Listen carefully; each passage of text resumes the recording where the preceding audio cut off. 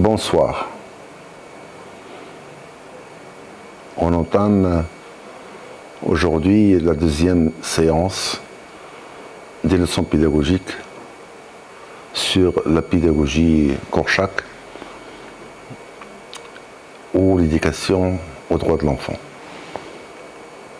J'intitule cette deuxième leçon un homme et 200 enfants. Janusz Korczak, de son vrai nom Henryk Goldschmidt, né à Varsovie le 22 juillet 1878 ou 1879. Il y a un doute sur la date exacte de sa naissance.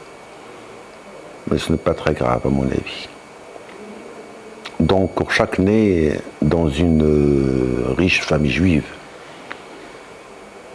Très attaché à la culture polonaise, sa famille rêve d'une Pologne indépendante, c'est-à-dire libérée du joug russe. Après un long internement dans un asile psychiatrique, le père de Korczak, avocat célèbre, mais subitement fin à sa vie. Henryk a 17 ans à peine. De cet âge, celui-ci commence à appréhender les hôpitaux psychiatriques. Se croyant porteur d'une tare héréditaire, il craint de devenir fou à son tour. Mais les faits sont là. Pour pouvoir poursuivre ses études, pour subvenir aux besoins de sa mère et de sa sœur, il se fait très jeune précepteur. Henryk aime écrire. Son premier article, le Gordien, et le publie justement à l'âge de 17 ans, sous le pseudonyme de N. À 19 ans, il entre à la faculté de médecine et devient membre de la Société des bibliothèques gratuites pour enfants et jeunes ouvriers. Il lie aussi des amitiés dans les quartiers pauvres de Varsovie et participe aux premières colonies de vacances pour les enfants du prolétariat. En 1899, le Courrier de Varsovie, un journal, organise un concours littéraire. Pour y participer, Henryk compose un drame en 4 actes intitulé « Par quel chemin ?» mais signé cette fois-ci Janusz Korczak, un nom qu'il découvre dans un roman historique du célèbre écrivain polonais Kraszewski. Son drame obtient la mention honorable. Fier de ce premier succès, il publie l'année suivante son premier reportage sur la misère à Varsovie et pas moins de 7 articles sur les enfants et l'éducation, où il expose pour la première fois certains principes pédagogiques qu'il développera plus tard.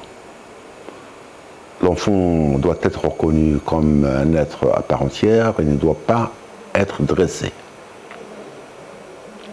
C'est dire à quel point la pédagogie intéresse déjà ce jeune homme, et en particulier l'œuvre de Henri Pestalozzi, le grand pédagogue suisse, comme on le sait, un des premiers disciples de Jean-Jacques Rousseau. En effet, pour en savoir plus sur l'expérience éducative de ce grand pédagogue suisse, il n'hésite pas à entreprendre dès 1901 un voyage d'études de 6 semaines à Zurich. Date aussi de cette année la première édition de son roman feuilleton Enfants de la rue.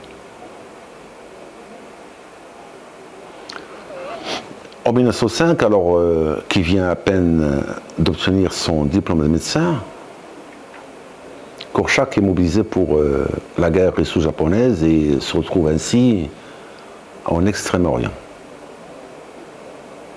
Mais parce qu'il préfère de loin la paix à la guerre, il va s'intéresser plus au système scolaire des écoles villageoises qu'il lui arrive parfois de visiter.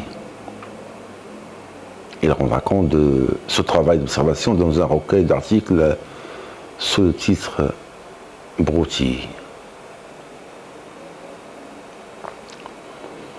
Après son retour à Varsovie en 1906, il fait paraître un autre roman, L'enfant du salon, qui le rend très vite célèbre et à la mode.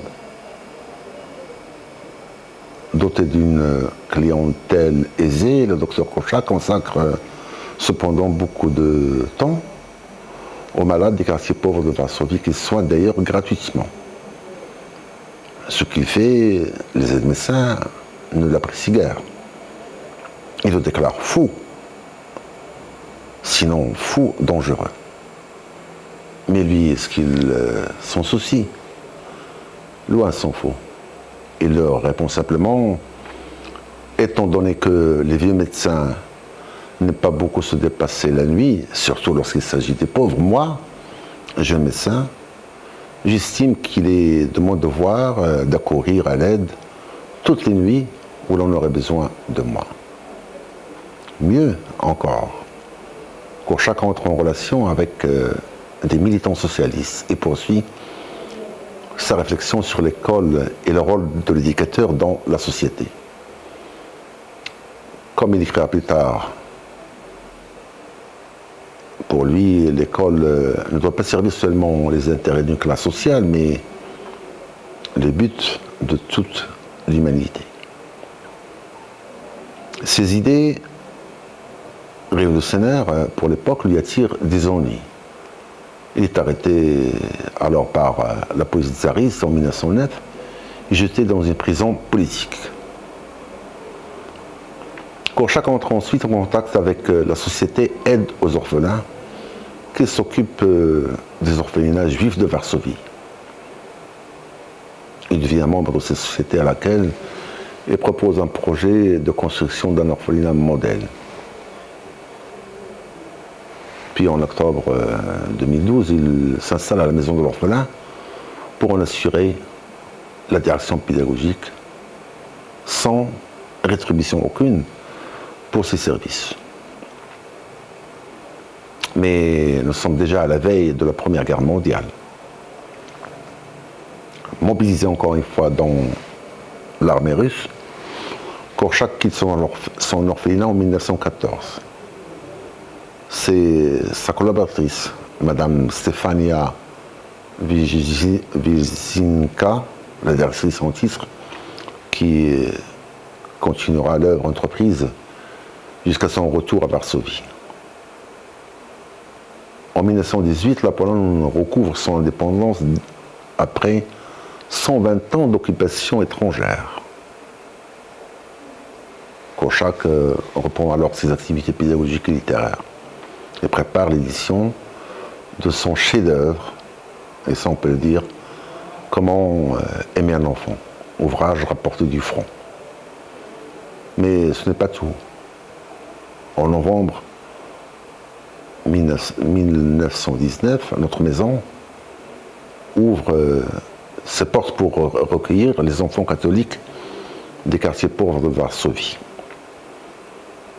Sa directrice, Madame Marina Falska, fait appel au service de Korczak, lequel introduit dans cet orphelinat son système d'éducation constitutionnelle. En 1926, Korczak crée La Petite Revue, un journal hebdomadaire rédigé entièrement par les enfants et diffusé à plus de 150 000 exemplaires à l'époque, ce qui est énorme. On y lira chaque vendredi ce qui s'est passé dans telle ou telle famille, dans telle ou telle école, les disputes, les amitiés, les injustices, etc., etc. Korczak parle aussi à la radio polonaise. Son émission, qui a duré de 1934 à 1936, s'appelle Les petites causeries du vieux docteur. En réalité, Korczak était encore jeune. Destinée d'abord aux enfants, cette émission hebdomadaire ne sera indifférent ni les parents, ni les éducateurs. Korczak est à présent connu dans toute la Pologne. La consécration n'est plus loin. En effet, l'Académie polonaise de littérature lui attribue en 1937 le lauréat d'or pour l'ensemble de son œuvre. Mais qu'importe, puisque l'antisémitisme monte en Pologne depuis 1935. Puis encore, avec le déclenchement de la Seconde Guerre mondiale, la Pologne se retrouve de nouveau envahie. En septembre 1939, pour être précis. Et les nazis ordonnent, dès le mois d'octobre de l'année 1940, la création du ghetto de Varsovie. C'est dans ce ghetto que Korczak et ses 200 orphelins vont être transférés. Le directeur de la maison de l'orphelin aurait pu sauver sa vie en acceptant par exemple la proposition de ses amis polonais qui voulaient lui trouver une cachette quelque part à Varsovie. Non, refus total. Il n'abandonnera pas ses enfants. Il restera là pour leur procurer un petit sac de pommes de terre ou du charbon pour atténuer quelque peu leur souffrance. Mais c'est la fin.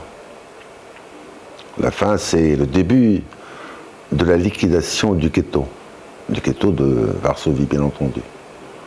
Le summum de la barbarie humaine.